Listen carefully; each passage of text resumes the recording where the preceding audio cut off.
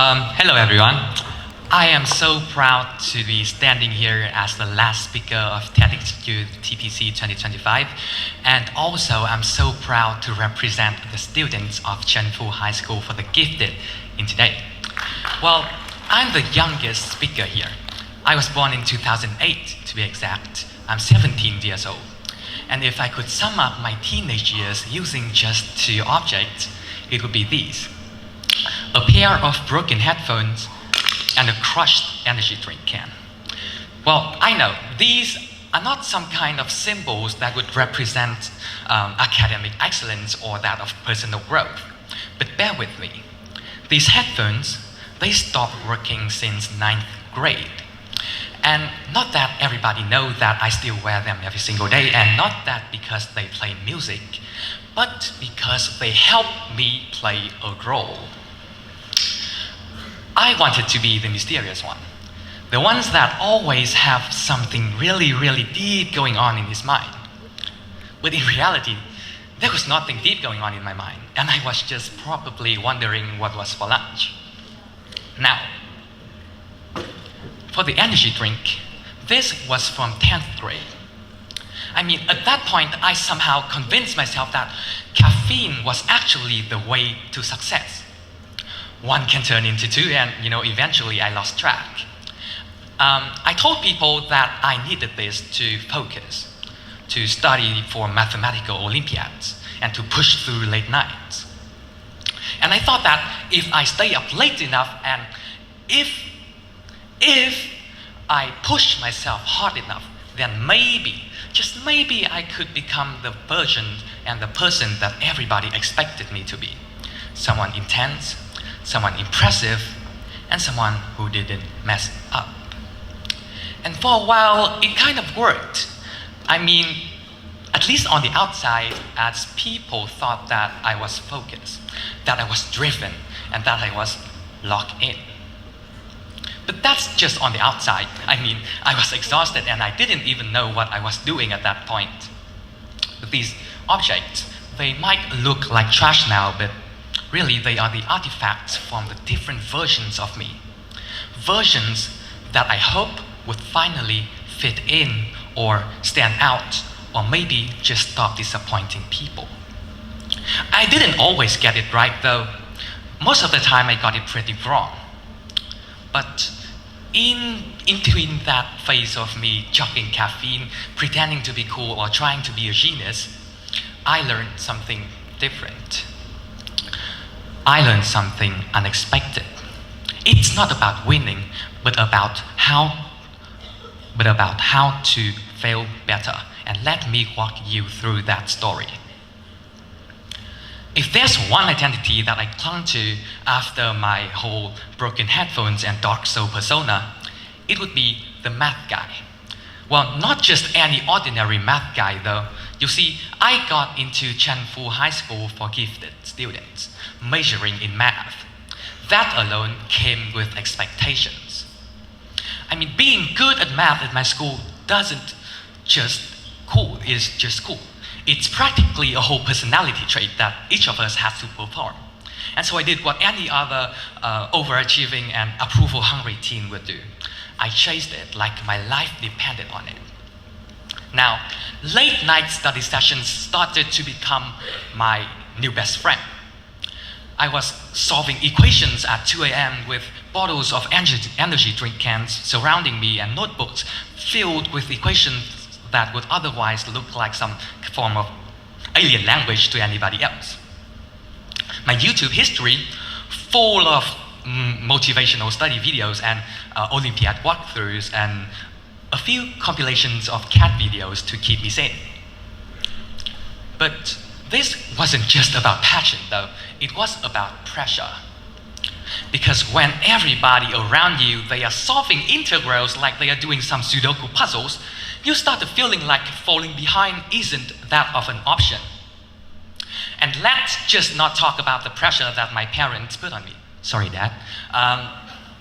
Because they are the typical Asian-style family. You see, every family meal felt like torture to me. Every single family meal. And I know they were all just good intentions, but the mind of a 16-year-old just could not comprehend it. I don't even talk to my dad that much, but when I do, 9 out of 10 times it's about, hey, have you gotten an 8.5 in IELTS? Hey, how about a 1600 in SAT? Or, hey, how's the Olympiad going? And I receive the messages every single day, daily, on a daily basis, and it doesn't matter if I feel down or I'm burnt out or I'm down in the dumps or anything. It just does not matter. And you might think that I'm wailing about this, but the stakes really felt enormous. I mean, getting into the national math team, it wasn't just a goal. It was the path and the fastest route for me to get some recognition. And maybe, just maybe, I got a little bit lucky, a little self-worth. In the end, well, I did get really close. I mean, I did get into the top 14, which sounds really great until you realize that they only take the top 10. I remember as receiving the result, I was standing in my room, staring at my name in bold black letter, number 14. And I didn't even cry, I just feel empty. It's like the way that the universe has handed me a participation trophy and whisper in my ear, "Nice try, little bro. Now put my fries in the bag."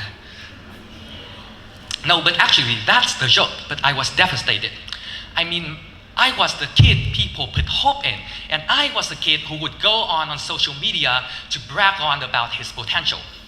Then, complete total failure. But hey, failure didn't just hit my ego. It hit my body too.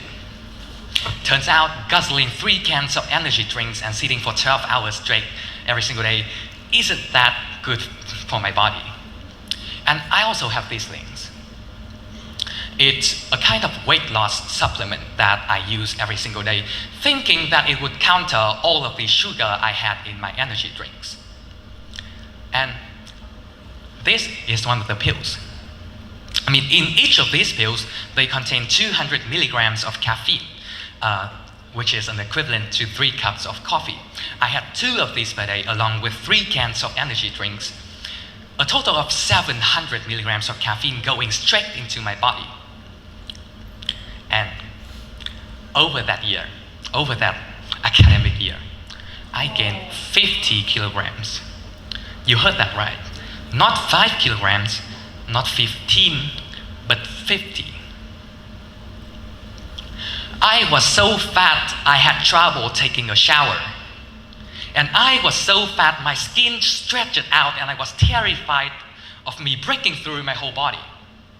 And after the whole math prodigy dream fell apart, I didn't even know what to do with myself anymore.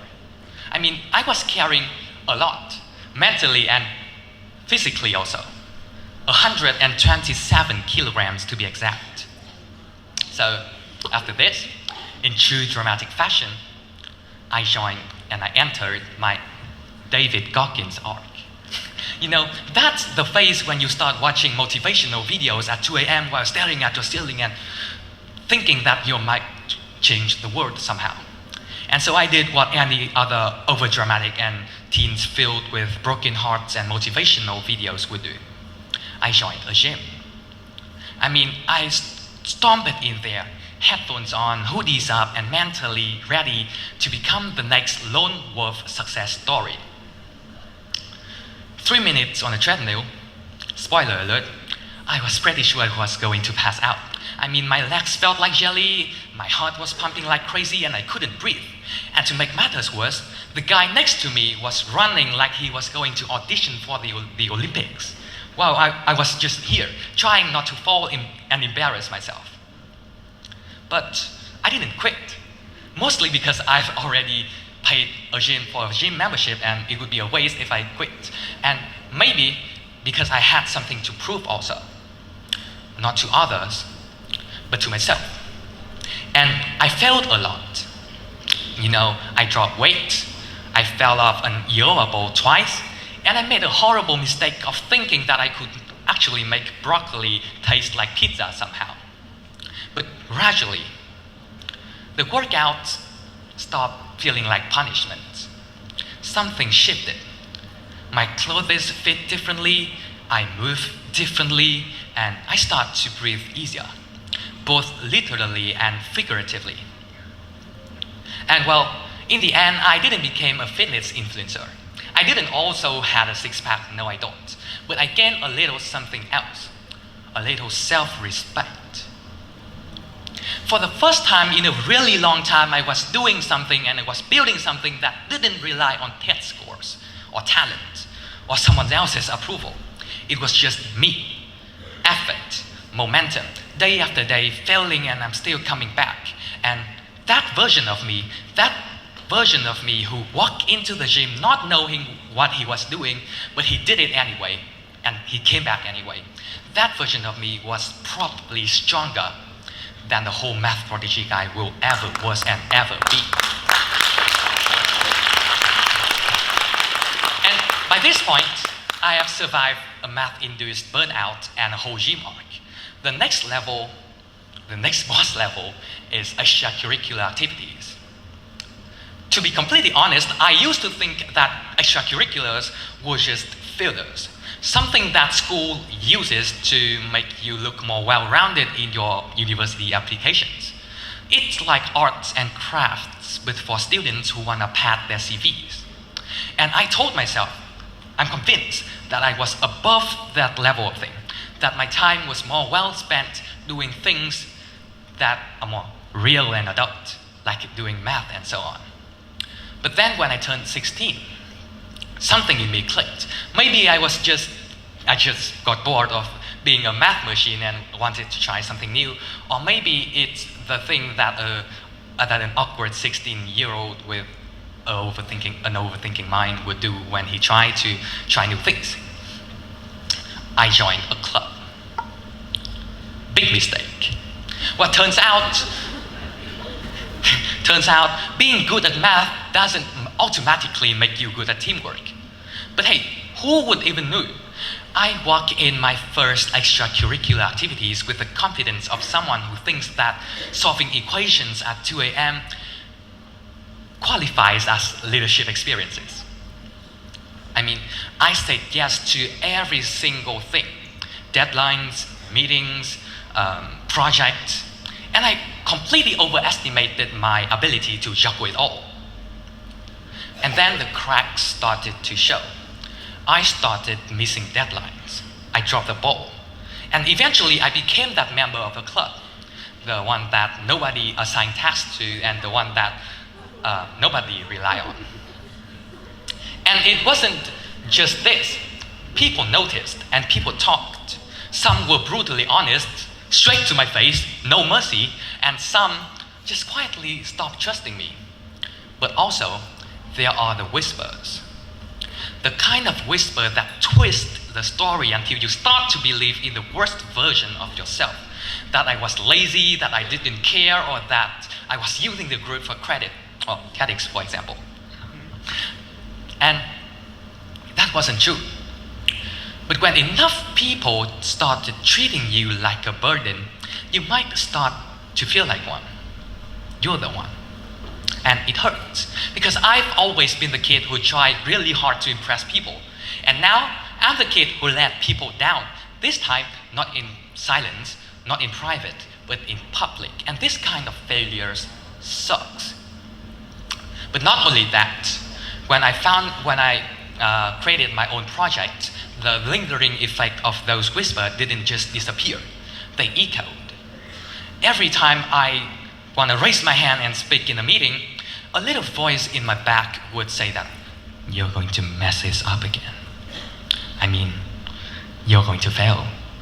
And that makes every deadline feel heavier. And every mistake that I made, even the smallest, feels like they are proof that the whispers have been right all along.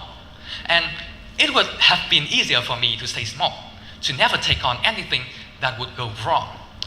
But somehow through a mix of stubbornness, late night self-pep talks, and maybe a little bit of a caffeine-induced courage, I did it anyway. I listened more, I asked for help, and I stopped trying to pretend that I'm okay when I'm really overwhelmed. And yeah, so how did I went from this unreliable member to someone who would find meaning in showing up every single day? Honestly, I didn't stumble across any productivity hacks or some kind of ultimate life coach on YouTube. No, it's this kind of quiet voice in my back saying, I've got more than this. You've got more than this. Do this. And for a while, I didn't know what to do with this energy. It didn't feel like motivation. It felt like a survival. But instead of letting this swallow me whole, I started doing. I decided that when I'd rather take my things on my own terms.